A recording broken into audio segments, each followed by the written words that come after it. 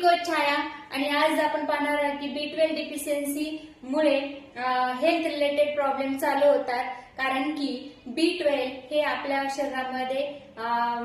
RBC sale तयार करतं आणि जे की DNA सिंथेसिस मध्ये मेन रोल क्रिएट करत असतं आणि ज्या वेळेस B12 तयार होणार नाही त्यावेळेस RBC तयार होणार नाहीत आणि RBC तयार नाही झाला तर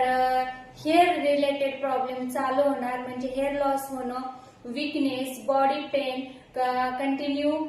कोणतंही काम करण्याची इच्छा न होणे, त्यानंतर ब्रेन फंक्शन,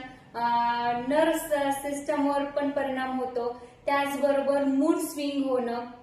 हे एवढे रिलेटेड त्याच्या प्रॉब्लेम चालू होतात। तर निश्चित B12 मुळे हे जर प्रॉब्लेम चालू होत असतील तर माझं काम आहे तुमच्यापर्यंत ही माहिती पोहोचवणं। तर निश्चितच तुम्हाला अजून याच्यामध्ये छान आणि अजून त्याच्यात ऍक्शन घ्यायची असेल आणि तुमचं B12 कमी असेल आणि तुम्हाला प्रॉब्लेम असेल तर नक्कीच तुम्ही